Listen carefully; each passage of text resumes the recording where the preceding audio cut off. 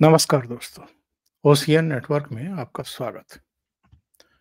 सोमवार 11 मार्च को सीएए लागू कर दिया गया, अधिसूचना जारी हो गई और कुछ ही दिन पहले एक टेलीविजन चैनल से बातचीत करते हुए गृह मंत्री अमित शाह ने इसके संकेत दे दिए थे, बल्कि दावा कर दिया था कि इसी लोकसभा चुनाव से पहले सीएए लागू हो जाएगा और ये देश का कानून है।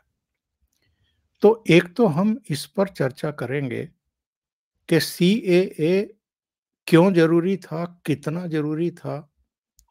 अब इसको अगर लागू कर दिया गया है, तो जो अतीत में घटनाएँ हुई थी जब इसको पास किया गया था, शाहीन बाग से लेकर के और तमाम दूसरे हिस्सों में और कई जगह तो हिंसक प्रदर्शन हुए थे। तो अब इसको ज़मीन पर उतारना क्या आसान होगा?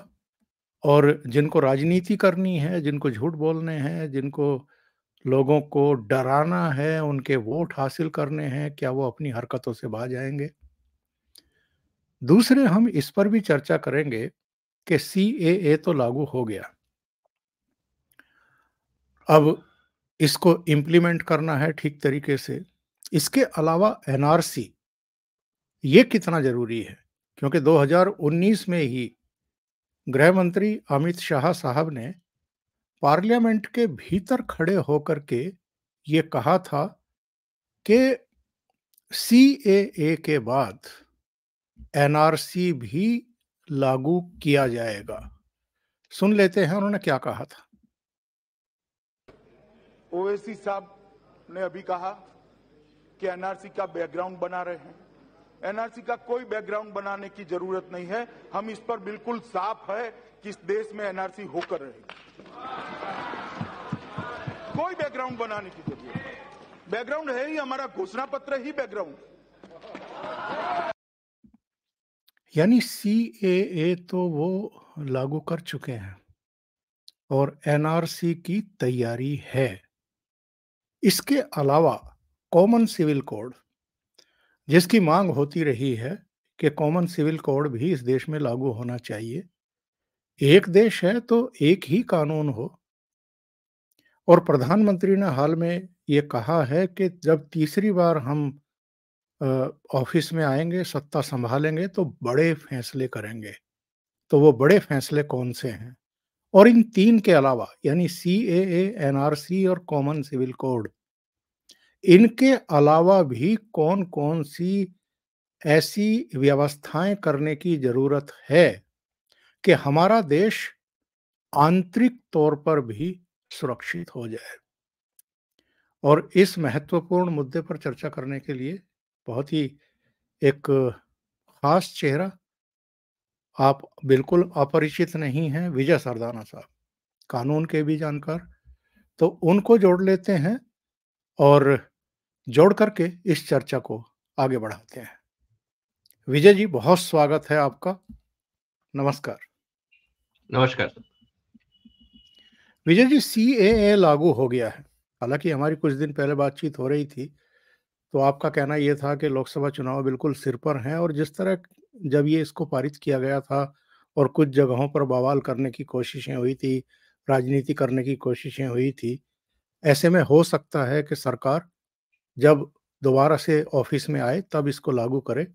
लेकिन उसके खतरे थे, क्योंकि एक लोकसभा से, एक संसद से पारित अगर कोई कानून है, तो उसके लैप्स होने के शायद, मैं पक्के तौर पर नहीं कह सकता, लेकिन लैप्स होने के भी एक डर रहता है। 8 बार एक्सटेंशन इसको दिया गया था गवर्नमेंट के द्वारा। इसके नियम तय किए गए और अब इसको लागू कर दिया गया। तो ऐसे में इसको ज़मीन पर उतारना क्या आसान होगा? नंबर 2, जो खतरे तब हमें दिखाई दे रहे थे वो अभी भी हैं और अब तो लोकसभा चुनाव है, बयानबाज़ी शुरू हो चुकी है। ममता बनर्जी से लेकर के असदुद्दीन ओवैसी, अखिलेश यादव से लेकर के कांग्रेस तक, सबने बयानबाज़ी करनी शुरू कर दी है। तो सबसे पहले तो हम ये जानना चाहेंगे कि साहब, ये कानून कितना ज़रूरी था? किस लिए ज़रूरी था? और इसके इम्पैक्ट क्या होने वाले हैं? ओंकार जी, सबसे पहले आपको और सभी साथियों दर्शकों को मेरा प्रणाम। जी, बहुत स्वागत है। सर देखिए, जहाँ तक बात है सीएए के जो आज रूल्स को नोटिफाई किया गया है, रेगुलेशंस को, वो बेसिकली जो कानून के तहत किन लोगों को अप्लाई करना है, कैसे करना है, वो जो भी फॉर्मेलिटीज हैं कि अगर मान लीजिए आप माइग्रेंट हैं और अब आपको पता नहीं कहाँ अप्लाई करना है, कैसे करना है, क्या डॉक्यूमेंट्री प्रूफ देने हैं, क्या-क्या सपोर्टिंग डॉक्यूमेंट देने हैं, विटनेसेस जो भी है। अब वो पूरी प्रक्रिया जो है रजिस्ट्रेशन की, वो इस नोटिफिकेशन से मतलब कि भारत सरकार ने क्लियर कर दी है कि किस स्थिति में कौन सा फॉर्म भरा जाए। तो ये तो था एक रेगुलेटरी एस्पेक्ट कि जो कानून बना वो कानून तब तक पालन नहीं हो सकता जब तक उसके सपोर्टेड रूल्स नहीं। और कानून भी 1.5-2 पेज का कानून है, बेसिकली वो सिटीजंस एक्ट का अमेंडमेंट है और उसके अंदर फिर ये करीब 39 पेज का जो नोटिफिकेशन है ये वो है। अब इसका असर क्या पड़ेगा सर? असर भारत के किसी नागरिक पे नहीं पड़ने वाला। अगर मैं डायरेक्ट अगर ये बात कहूं कि सीएए का असर क्या भारत के किसी नागरिक पे पड़ेगा? नहीं पड़ेगा। क्योंकि इसमें जो रूल्स हैं वो सिर्फ उन लोगों के लिए हैं जो सताए हुए लोग हैं और उन राज्यों, उन देशों से आए हैं जहां पे माइनॉरिटीज का रेस्पेक्ट नहीं किया जाता और वो माइनॉरिटीज हैं 6। जो दर्शक देख रहे हैं इसका पूरा डिटेल विस्तार से मैंने अपने चैनल पे एक एनालिसिस किया है, तो जो डिटेल में देखना चाहे वहां जा सकते हैं। मैं सिर्फ इतना बताना चाहूंगा कि जो 6 कम्युनिटीज हैं जो नेबरिंग स्टेट्स में हैं, नेबरिंग कंट्रीज में हैं, जैसे हिंदू, आपका बौद्धिस्ट, जैन, क्रिश्चियंस, पारसीज, ये जो सब कम्युनिटीज हैं, इन लोगों को जब वहां पे सताया गया, अब क्यों सताया गया, ये और कॉन्सेप्ट बहुत सिख। वही जी, और सिख, ये 6 जी। लोगों को जब वहां सताया गया, तो ये वही सिस्टम था जो औरंगजेब के टाइम पे चल रहा था कि हम आपको कन्वर्जन करवाएंगे, हम आपको आपकी मान्यताओं के हिसाब से नहीं रहने देंगे। और यही कारण है कि पाकिस्तान में जब भारत पाकिस्तान अलग हुए तो उस समय वहां करीब 22 से 24% आबादी हिंदुओं की हुआ करती थी। आज घट के वो 1.5% रह गई। अब सवाल ये है कि वो सारे हिंदू गए कहां? मार दिए गए या उनको कन्वर्ट कर दिया गया? इसका मतलब ये है कि पाकिस्तान, बांग्लादेश और अफगानिस्तान, ये तीनों अपने आप को इस्लामिक देश बोलते हैं ऑफिशियली। उनके अपने कॉन्स्टिट्यूशन में है कि वी आर इस्लामिक कंट्रीज। अच्छी बात है, लेकिन क्या इस्लामिक कंट्रीज में माइनॉरिटीज के लिए कोई जगह नहीं है? सवाल इस बात को लेके है। अगर वहां पे कोई जगह नहीं है तो जो इन 6 धर्मों के लोग थे जो वहां प्रताड़ित थे, उनको कोई वहां प्रोटेक्शन नहीं था, ना स्टेट की तरफ से ना पुलिस की तरफ से, वो जब लोग दौड़ के भारत आए अपनी जान बचाने के लिए, इज्जत बचाने के लिए, तो अभी वो शरणार्थी के रूप में रह रहे थे, दयनीय स्थिति में रह रहे थे, क्योंकि भारत सरकार चाह के भी हेल्प नहीं कर सकती थी क्योंकि वो भारत के नागरिक नहीं है। जो राइट्स उनको मिलने चाहिए थे, जो उनके बच्चों को पढ़ाई और शिक्षा का साधन मिलना चाहिए था, रोजगार के अवसर मिलने चाहिए थे, वो उनको कुछ नहीं मिलेगा क्योंकि वो भारत के नागरिक नहीं। इस अमानवीय स्थिति को रोकने के लिए, और गलती उनकी क्या थी? उनकी गलती सिर्फ इतनी थी कि वो इस्लाम को अपनाना नहीं चाहते थे। वो अपने धर्म को, अपनी संस्कृति को, अपने रीति रिवाजों को बचा के रखना चाहते थे। बस यही उनका कसूर था। और इसकी को ये मिली कि उनको उनके घरों से उजाड़ दिया गया और वो शरणार्थी बन के भारत आ गए। अब भारत आने के 2 तरीके हैं, या तो आप लीगली आइए, पासपोर्ट लेके आइए, वीसा लेके आइए और हिंदुस्तान में रह लीजिए। दूसरा तरीका ये है कि आप इलीगल रूट से आइए, क्योंकि आपके पास ना वीसा है, आप गांव में रहते हैं, पाकिस्तान बॉर्डर गांव में, आपको वहां के कुछ लोगों ने तंग किया, आपकी जमीनों पे कब्जा किया, आपकी माताओं बहनों के साथ बदतमीजियां करी, तो लोगों ने कहा जान बचेगी तो बाकी सब देख लें। तो वो भाग के बॉर्डर क्रॉस करके आ गए। अब उनको ह्यूमैनिटेरियन बेसिस पे, इंसानियत के नाते भारत सरकार ने कहा चलिए अब हम इनका जब आ ही गए हैं, ये जाना नहीं चाहते हैं, और वहां की सरकारों के पास इतनी क्षमता नहीं है कि वो इंसानियत के हिसाब से माइनॉरिटीज का ध्यान रखें, तो क्यों ना हम उनको एब्जॉर्ब कर लें और जो भी उनके फ्यूचर जनरेशन है उसके भले के लिए हम सोचें। इसीलिए ये CAA का कानून आया। तो इसमें राजनीति का कोई जस्टिफिकेशन नहीं है। मुझे अभी तक ये बात समझ में नहीं आ रही है कि ऑपोजिशन किस बात का। भाई जो लोग CAA को अपोज कर रहे हैं, मेरा सवाल उनसे ये है कि आप पहले जिन देशों से ये लोग माइग्रेट करके आए, वहां की सरकारों से सवाल तो करो कि तुम्हारे यहाँ पे माइनॉरिटी सुरक्षित क्यों नहीं है। बेसिक सवाल तो ये है। और ये लोग बेसिक सवाल नहीं करेंगे, ये अपनी ही सरकार के जो मानवीय काम है उसके खिलाफ झंडा उठा रहे हैं। इससे बड़ा इलॉजिकल जस्टिफिकेशन क्या हो सकता है, मुझे नहीं पता। तो इसीलिए CAA का भारत की जनता पे कोई असर नहीं पड़ने वाला है। सिर्फ जो परेशान लोग हैं और जो इन 6 संप्रदायों से हैं, उनको भारत सरकार की तरफ से एक सहायता का हाथ बढ़ाया गया है, ताकि उनके साथ जो हुआ वो तो उनकी किस्मत में जो बुरा लिखा था वो हो गया। कम से कम उनकी भविष्य में जो नई जनरेशन होगी, जो युवा है, जो बच्चे हैं, उनका भविष्य अच्छा हो जाए, इसका ये प्रयास है। और विजय जी, जो हमने अभी अमित शाह साहब का भाषण सुना था पार्लियामेंट में, और बल्कि एक छोटी सी और बाइट उनकी मेरे पास है, जो 2019 के लोकसभा चुनाव के प्रचार के दौरान उन्होंने मीडिया से बातचीत की थी, वो भी जरा सुन लेते हैं। पहले CA भी आने जा रहा है, CA भी आने के बाद NRC आएगा, और NRC सिर्फ बंगाल के लिए नहीं आएगा, पूरे देश के लिए आएगा। घुसपैठिया देश की समस्या है। बंगाल चूंकि बॉर्डर स्टेट है तो बंगाल के लिए ज्यादा एक्यूट समस्या है, परंतु पूरे देश की समस्या है। तो पहले CA भी आएगा, सारे शरणार्थियों को नागरिकता दिया जाएगा, तो स्वाभाविक रूप से NRC से उनको भय रखने की जरूरत। वो NRC की बात कर रहे हैं, क्योंकि उस समय CAA तो इसका कानून पारित होने के बाद नाम हुआ, पहले इसको CAB ही बोला जा रहा था जब तक ये पारित नहीं हुआ था। CAA लागू करने के पीछे तो आपने बता दिया कि जो हमारे 3 पड़ोसी देशों में 6 अल्पसंख्यक वहाँ के हैं, उनको धार्मिक आधार पर जो प्रताड़ना की जा रही है, उनको कन्वर्ट किया जा रहा है, उनकी माँ बहन बेटियों की असमत पर हाथ डाला जा रहा है, उनको पूजा पद्धति से रोका जा रहा है, वो जो हिंदुस्तान लौटना चाहते हैं उनके लिए दरवाजे खोले गए हैं। अब NRC यानी जो घुसपैठ की गई है और जो करोड़ों लोग भारत पर बोझ बन गए हैं, उनकी पहचान करके उनको उनके मूल देशों में वापस भेजने की प्रक्रिया, NRC कितना महत्वपूर्ण होगा और इसका भी इम्प्लीमेंटेशन जो है वो कितना चुनौतीपूर्ण होगा, क्योंकि कई राज्य सरकारें, कई राजनीतिक दल जो हैं इस पर बवाल करने वाले हैं। सर देखिए, जहां तक बात है NRC की, आज हम आधार कार्ड की बात कर रहे हैं। अब आधार कार्ड एक हिसाब से NRC रजिस्टर ही है कि भारत का नागरिक कौन है, उसके पास आधार कार्ड है या नहीं है। अनफॉर्चुनेटली बहुत सारे आधार कार्ड फर्जी भी इशू हो गए, किसी ने ध्यान नहीं दिया, आधार कार्ड बन गए क्योंकि उसका वेरिफिकेशन नहीं हुआ, और खासकर बॉर्डर स्टेट्स में।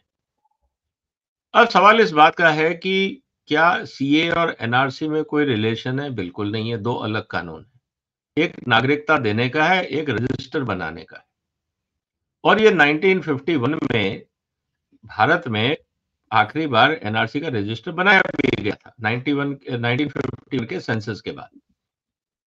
अब सवाल इस बात का है कि जब ये NRC का काम होगा तो ये कहां पे और कौन लोग विरोध कर रहे हैं?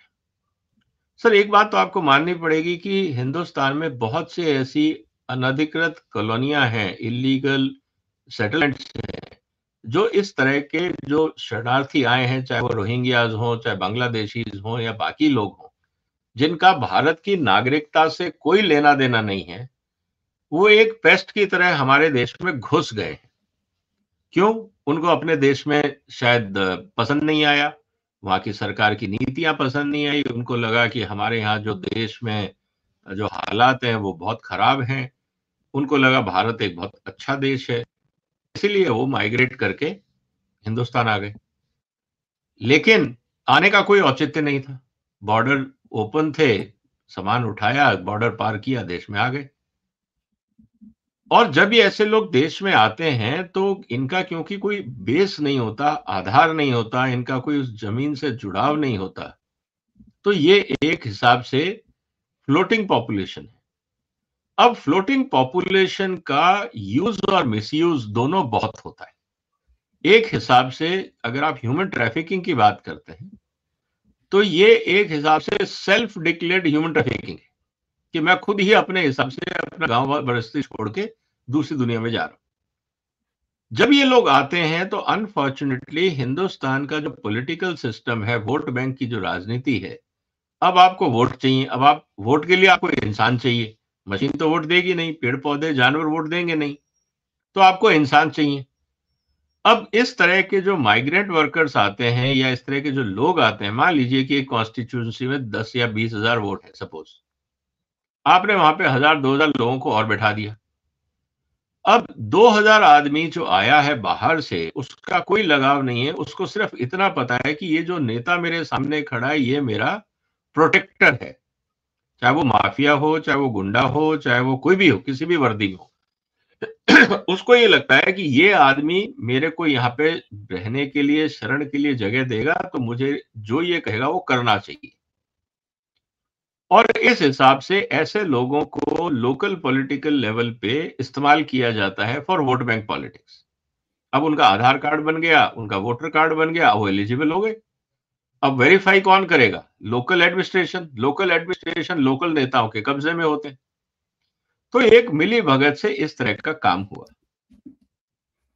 समस्या ये हो जाती है कि जब ये लोग सिस्टम में पॉलिटिकल पावर के साथ क्लोज हो जाते हैं तो फिर इनको लगता है कि इनके पास लाइसेंस है अराजकता करने का, क्योंकि इनके पास कोई स्किल सेट तो होता नहीं, ना कोई इनको कुछ खोने की चिंता है। जब आए थे तो कुछ लेके क्या आए थे? खाली हाथ आए थे। यहां जो भी इनको मिलता है वो अगेंस्ट इनकी सर्विसेज के मिलता है। तो इसीलिए जो नेता लोग इस तरह के एनआरसी का या सीए का विरोध कर रहे हैं, उनको ये पता है कि जो उनका इलीगल वोट बैंक है वो घट जाएगा, उनकी नौकरी खतरे में। उनको सीए या एनआरसी के जो माइग्रेंट्स हैं उनसे कोई लेना देना नहीं। ये कहीं कोई उनके भले के लिए नहीं सोच रहे। इनको जो विरोध कर रहे हैं, इनकी जिंदगी में सिर्फ एक ही मकसद है कि मेरा वोट बैंक चाहे लीगल है या इलीगल है, मेरी कुर्सी बचाने के लिए ये जो इलीगल वोट बैंक है ये बहुत हेल्पफुल है। और कारण भी इसलिए है कि सर अगर आपका 1,000 वोट भी है तो 2,000 का नुकसान करता है। अगर 1,000 वोट आपके फेवर में गए तो जो अपोजिशन पार्टी को जो 1,000 वोट मिले ये उसको नलीफाई कर देता है। तो एक गलत वोट की कीमत 2 वोटों को नुकसान पहुंचाना होती है। तो इसीलिए इन लोगों की यूटिलिटी बढ़ जाती है। और जो राजनेता अपने यहाँ पे वोट बैंक पॉलिटिक्स करते हैं, उनको समाज से मतलब नहीं है, देश से मतलब नहीं है, उनको सिर्फ अपनी ओछी राजनीति करनी है, वो हमेशा आपको ऐसे लोगों के साथ में खड़े हुए दिखेंगे। उनका और कोई एजेंडा है ही नहीं। इसीलिए आप उनसे जब भी पूछें कि भाई वाई यू आर सपोर्टिंग ये जो इलीगल माइग्रेंट है, ये वापस कहाँ जाएंगे, तो भाई तुम विचलित क्यों हो? जहां आए हैं उनके देश में वापस भेज दिया जाएगा, वहां की सरकार की जिम्मेवारी है, आप क्यों विचलित हो रहे हो? लेकिन वो विचलित इसलिए होते हैं, बात करेंगे इंसानियत की, लेकिन दिल में वोट बैंक राजनीति के अलावा कुछ नहीं। बिल्कुल सही कह रहे हैं। और एनआरसी को लागू करना कितना चुनौतीपूर्ण होगा विजय जी? मुझे नहीं लगता सर ये कोई बहुत बड़ा चुनौतीपूर्ण होगा। जैसे हमारे यहाँ पे सेंसस होता है इलेक्शन का, जब हम अपनी जनगणना का काम करते हैं हर 10 साल में, मुझे लगता है ये एनआरसी रजिस्टर उस समय भरा जाएगा। और उसी के साथ साथ अब तो कंप्यूटराइज का जमाना है, आधार कार्ड आपने बना ही दिए हैं लोगों के, जहां पे भी आपके बाकी कार्ड होंगे, आधार कार्ड होगा, आपका वोटर्स कार्ड होगा, स्कूलों के सर्टिफिकेट्स होंगे, पासपोर्ट्स होंगे, कोई ना कोई आइडेंटिटी सर्टिफिकेट्स होगा, उनके साथ टैली करके और आसपास के जो नेबर्स होंगे उनसे पूछा जाएगा भाई ये कब से रह रहे हैं, क्या है, तो कोई ना कोई ऐसा एविडेंस कि ये लोग काफी समय से वहां रह रहे हैं, माइग्रेंट नहीं है या कोई अनऑथराइज लोग नहीं है, इतना ही तसल्ली करनी है डिपार्टमेंट को, और वो रजिस्टर में आपका नाम एंटर हो जाएगा जैसे वोटर लिस्ट में एंटर होता है।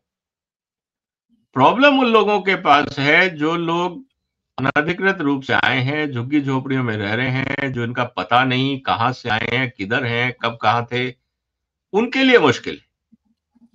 और वो मुश्किल इसलिए है क्योंकि वो वास्तव में ही इलीगल माइग्रेंट है। अब उनसे पूछा जाएगा आपने 10वीं का सर्टिफिकेट दिखाओ, अगर आपने स्कूल में पढ़ाई की तो इंडिया का तो मिलेगा नहीं, उनको बांग्लादेश, पाकिस्तान या अफगानिस्तान या कहीं म्यांमार का दिखेगा। तो समस्या उन लोगों की है। इसीलिए आपको याद होगा जब प्रोटेस्ट हो रहा था तो ये लोग हम कहते हम कागज नहीं दिखाएंगे। अरे भाई है तो दिखा दो ना, प्रॉब्लम क्या है? नहीं हम कागज नहीं दिखाएंगे, इसका मतलब तुम्हारे पास है ही नहीं। ये सब नाटकबाजी इसीलिए हुई। लेकिन जब इनको प्रधानमंत्री राहत कोष से या केजरीवाल साहब 1000 रुपए महीना देंगे, सब कुछ लेके पहुंच जाएंगे। ओके देखिए मैं भी दिल्ली का रेजिडेंट हूं और मैं इतने समय से रह रहा हूं, मेरी उम्र इतनी है, मेरा एड्रेस ये है। जब पैसा लेना होगा, भारत सरकार की पॉलिसीज का फायदा उठाना होगा, सब कागज लेके लाइन में लग जाएंगे। लेकिन जब देश हित की बात होगी तब ये आंदोलन करेंगे कि हम कागज नहीं दिखाएंगे। तो ये सब राजनीति है सर, इससे कोई फर्क नहीं पड़ता।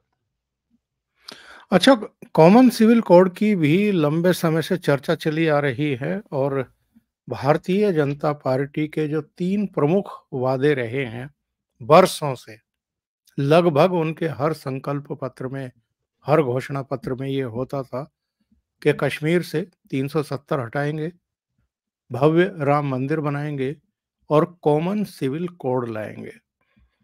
अब 2 काम तो हो गए।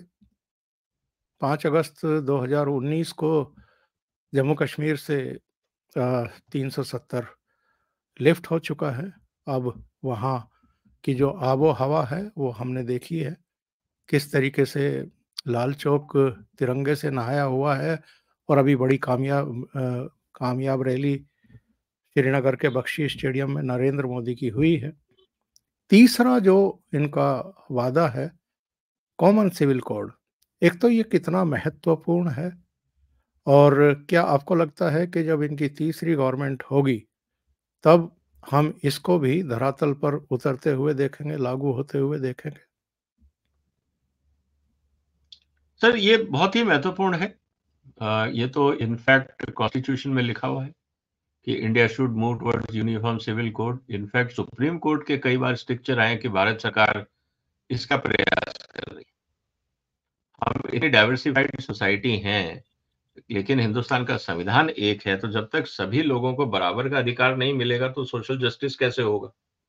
इसको लेकर सुप्रीम कोर्ट ने बहुत सारी टिप्पणियां की हैं। इस पे भी मैंने एक वीडियो बनाया और इनफैक्ट बहुत पॉपुलर मेरा वीडियो है यूसीसी को लेके, उसमें 9 लाख से ज्यादा व्यूअरशिप है। तो उसमें मेरा ये कहना है सर कि इस समय सरकार ने अपना काम शुरू कर दिया है। उदाहरण के लिए उत्तराखंड में ऑलरेडी यूसीसी लागू हो गया और उसका कहीं शुरू में जब लागू हुआ तब कुछ पार्टियों ने हंगामा किया, लेकिन हंगामा नहीं है। लोगों ने पढ़ लिया, समझ लिया, उसमें लोगों को लगा कि अब कोई इसमें ऐसी बात नहीं है। उसको भी हमने डिटेल में एनालिसिस किया था और वहां पे कोई भी ऐसा कंट्रोवर्शियल स्टेप नहीं है जिसके कारण किसी को ऐतराज हो। अगर आप किसी को हक दिला रहे हो तो आपको क्यों ऐतराज होगा? महिलाओं को सम्मान दिला रहे हो तो क्यों ऐतराज होगा? अब आप 4 शादियों की बात कर रहे हो, अगर वहां कहा जाता है कि नहीं आप एक ही करेंगे जब तक आपका स्पाउस जिंदा है, आपने ऑफिशियली तलाक नहीं लिया तब तक आप दूसरी नहीं करेंगे, इससे जो सामाजिक न्याय की स्थिति होती है उसमें क्या बुराई है? आप बाकी जो कुरीतियां हैं उसको खत्म कर रहे हैं। तो और खासकर जो यूसीसी है उससे महिलाओं की जो सामाजिक और आर्थिक स्थिति है उसमें बहुत ज्यादा बदलाव आएगा और पॉजिटिव चेंज आएगा। तो मुझे नहीं लगता कि जो भी लोग विरोध कर रहे हैं क्या वो महिला शक्ति या महिला सम्मान के खिलाफ है? क्या उसमें ऐसा गलत है? जस्ट बिकॉज कि आपको 1400 साल पहले अगर अरब के किसी रेगिस्तान में किसी कले ने कोई गाइडलाइंस दे दी, आप उसको मॉडर्न में भी वही अपनाओगे, जबकि सऊदी अरेबिया ने सब बदल दिया। जो ओरिजिन है वो बदल रहे हैं, लेकिन जो फॉलोअर है वो नहीं बदल रहे। ये तो बड़ी ऑड सिचुएशन हो रही है। तो इसीलिए मुझे लगता है सर कि ये आने वाले समय में जब चुनाव आए खत्म होंगे, नई सरकार आएगी और अगर बीजेपी की सरकार आती है, तो मुझे लगता है कि तब तक जो बाकी राज्य सरकारें हैं, उनके पास उत्तराखंड का जो ड्राफ्ट प्रपोज़ल है वो मिल जाएगा। उसमें जो कमियाँ हैं, उस पे काफ़ी मंथन-चिंतन हो जाएगा। उन बातों को ध्यान में रख के एक ड्राफ्ट यूसीसी कानून संसद में पेश किया जा सकता है। उसको एक सदन में आप छोड़ दीजिए डिस्कशन के लिए, अगले सदन में पास कर दीजिए। लेकिन मुझे लगता है कि वो काम अब आसान इसलिए होगा क्योंकि उत्तराखंड का जो कानून है वो इंटरनेट पे है, सबने देखा है और किसी को ऐतराज नहीं। सिर्फ उन्हीं लोगों को ऐतराज है जो नहीं चाहते कि महिलाओं को आत्मसम्मान मिले, उनकी समाज में स्थिति सुधरे। उन लोगों को अगर आप छोड़ दीजिए, बाकी मुझे नहीं लगता किसी को ऐतराज है। तो जब उनको जी, ऐतराज नहीं है और उसी को आपको एक्सटेंड करना है, जैसे अभी हम बात कर रहे थे एनआरसी की, आसाम में लागू है, अब इसको हमें पूरे देश में लागू करना है। इसी तरह से अब यूसीसी उत्तराखंड में लागू है, उसको पूरे देश में करना है। मुझे नहीं लगता सर, जो राइट माइंडेड लोग होंगे, जो राष्ट्र हित में सोचते होंगे, महिलाओं के उत्थान की बात करते होंगे, उनमें से किसी को ऐतराज होगा। बाकी राजनीति है, शोर मचाना है, इलॉजिकल बातों पे भी लोग शोर मचाते हैं, तो ठीक है, क्या फर्क पड़ता है। इसके अलावा भी जब तीसरी बार ऑफिस में आएंगे प्रधानमंत्री के तौर पर नरेंद्र मोदी, तो मुझे लगता है कि उनके सामने और बहुत सारी समस्याएं हैं। उन्होंने 2014 के बाद से लगातार सुधारों की प्रक्रिया अपनाई है। उसके नतीजे भी हम और आप देख रहे हैं, देश देख रहा है, दुनिया देख रही है। लेकिन आपकी दृष्टि में ये पुलिस सुधार, प्रशासनिक सुधार, न्यायिक सुधार, चुनाव सुधार, ये सब कब होंगे? सर, ये एक सतत प्रक्रिया है। मुझे लगता है जैसे-जैसे डिजिटाइज़ेशन आएगा, देखिए सबसे इम्पोर्टेंट हम सुधार की बात क्या करते हैं? हम सुधार की बात तब करते हैं जब सिस्टम या तो ओपेक हो, ट्रांसपेरेंट नहीं हो, मनमर्जियाँ चलती हों, टाइमलाइन का रिस्पेक्ट नहीं होता हो, डिस्क्रिशनरी पावर बहुत ज़्यादा हो, तभी तो सिस्टम खराब होता है। जब आप सब कुछ ऑनलाइन कर रहे हो डिजिटल इंडिया के माध्यम से, तो सर आपको फॉर्म भरना है। अब आप एमएलए हो, एमपी हो, आम आदमी हो, फॉर्म सबका सेम है, वेबसाइट सबकी सेम है। अब वीआईपी कल्चर लेके करोगे क्या? लगना तो अब आज की तारीख में सर, अगर किसी को रेलवे की टिकट बुक करनी है तो वो क्या करता है? आईआरसीटीसी की वेबसाइट पे जाके बुक करता है ना। ठीक है, आप अगर एमपी एमएलए हैं तो आपका एक कोटा है, वो उसमें आपको सुविधा मिल जाती है। लेकिन आज आप किसी समाज में कोई आप लोअर स्टेटस है या हायर स्टेटस है, रिजर्वेशन काउंटर तो सेम हो गया ना सर। इंटरनेट पे गरीब आदमी भी बुकिंग कर रहा है, अमीर आदमी भी कर रहा है। तो जो डिस्क्रिमिनेशन था वो खत्म हो गया। टेक्नोलॉजी ने ये बहुत पावरफुल सिस्टम क्रिएट कर दिया। इसी तरह से जैसे-जैसे सिस्टम्स और जो हमारी स्कीम्स हैं, पॉलिसीज हैं या जो भी एनफोर्समेंट इश्यूज हैं गवर्नेंस में, जैसे-जैसे वो डिजिटाइज होगा, सबको लाइन में आना पड़ेगा। जीएसटी का एग्जांपल हमारे सामने। पहले आप सीए हायर करते, ये करते, मैनिपुलेशन होता, सब होता, अब सब बराबर हो गया। तो क्या होगा सर कि एक तो मोदी जी का पूरा प्रयास होगा, जो मुझे लगता है कि जितनी भी सर्विसेज है सबको डिजिटाइज कर दो, ह्यूमन इंटरफेस खत्म कर दो जहां तक हो सके। कोर्ट्स में भी कर दिया, आपको जाने की जरूरत ही नहीं है, आप ऑनलाइन बैठ के आर्ग्यूमेंट करिए, आप ऑनलाइन पेपर सबमिट करिए। जब कोर्ट जैसा काम जहां पे इतना इंटेलेक्चुअल वर्क है, डिस्कशंस है, आर्ग्यूमेंट्स है, जब वो काम ऑनलाइन हो सकता है तो बाकी तो सब उससे छोटे ही, वो भी ऑनलाइन हो जाएंगे। तो एक तो प्रयास मुझे लगता है कि मोदी जी का ये रहेगा। दूसरा जो सबसे इंपॉर्टेंट चीज है, जो आज भी इस देश के लिए चिंता की बात है, वो एम्प्लॉयमेंट। और हिंदुस्तान में अनएम्प्लॉयमेंट, करप्शन, और ये दोनों मिलके फिर आपके प्रॉब्लम आती है इन्फ्लेशन को लेके, क्योंकि आपके सिस्टम काम नहीं कर रहे हैं, बाकी चीजें काम नहीं कर रही हैं, इंस्पेक्टर राज है, तो आपकी जो प्रोडक्शन की रफ्तार बढ़नी चाहिए वो बढ़ नहीं पाती, तो इन्फ्लेशनरी प्रेशर आता है। मोदी जी को दो ही काम तीसरे टेन्योर में अगर फोकस लेके करेंगे तो उनके बाकी एजेंडा सब अपने आप पूरे हो जाएंगे। एक है ग्राउंड लेवल करप्शन, और जो दूसरा सबसे बड़ा मुद्दा आ जाता है घूम फिर के, वो है आपका इंस्पेक्टर राज। और इसके कारण क्वालिटी तो इंप्रूव होती नहीं, करप्शन इंप्रूव हो जाती है। तो ये चीजें हैं जिनको अगर मोदी जी कर पाए तो मुझे लगता है बाकी आज जो समाज जिस तेजी से बदल रहा है उसको पॉलिटिकल इतना इंटरेस्ट नहीं है जितना उसको रिजल्ट चाहिए। और अगर मोदी सरकार ने अच्छे रिजल्ट दिए तो जनता उनके हर कड़े फैसले में उनका साथ देगी। डीमोनेटाइजेशन जैसा कड़ा फैसला लोग क्यों बर्दाश्त कर गए? क्योंकि उनको लगा कि यार जैसा भी है चलो ठीक है, हम दुखी हैं, लेकिन कहीं ना कहीं देश में सुधार हो रहा है। तो वो जो कंफर्ट था आम आदमी के पास, उसने मोदी जी को कड़े फैसले लेने के लिए, जिसे मैं कहता हूं, एम्पावर कर दिया कि आप कड़े फैसले लीजिए, अगर उसमें रिजल्ट मिलता है आम आदमी के हित में तो हम आपके साथ हैं। तो थर्ड टेन्योर में भी जो बचे हुए काम हैं, ग्राउंड लेवल का करप्शन, बाकी जो प्रॉब्लम्स हैं, उनको अगर आप एड्रेस कर देंगे और डिजिटाइज इंडिया को फॉलो करेंगे, पुश करेंगे, और साथ ही साथ एजुकेशन सिस्टम में सेंसिबल रिफॉर्म, ये खाना पूरी वाले रिफॉर्म नहीं कि हमने एक एजुकेशन पॉलिसी बना दी, ये कर दिया, उससे कुछ नहीं होगा। आपको मानसिकता बदलनी होगी, और उसका प्रयास अगर थर्ड टेन्योर में हो जाता है तो जो 2047 में विकसित भारत की हम बात कर रहे हैं वो सब सपने पूरे हो जाएंगे। बहुत बहुत धन्यवाद विजय सरदाना साहब। बहुत ही महत्वपूर्ण मुद्दे पर चर्चा करने के लिए आपने ओशियन नेटवर्क के लिए समय निकाला। और दर्शकों से निवेदन है, आपको अगर इस विषय पर ये चर्चा अच्छी लगी है तो लाइक ज़रूर करें, कमेंट करें, अपनी राय ज़रूर दें और वीडियो को शेयर भी करें। अभी तक अगर आपने ये चैनल सब्सक्राइब नहीं किया है तो ज़रूर सब्सक्राइब कर लें। और विजय सरदाना साहब का चैनल तो आप जानते ही हैं, विजय सरदाना इनसाइट्स, उस पर भी जाएं, उसको भी सब्सक्राइब करें। जुड़ने के लिए बहुत बहुत धन्यवाद। नमस्कार। नमस्कार सर, वंदे मातरम। वंदे मातरम।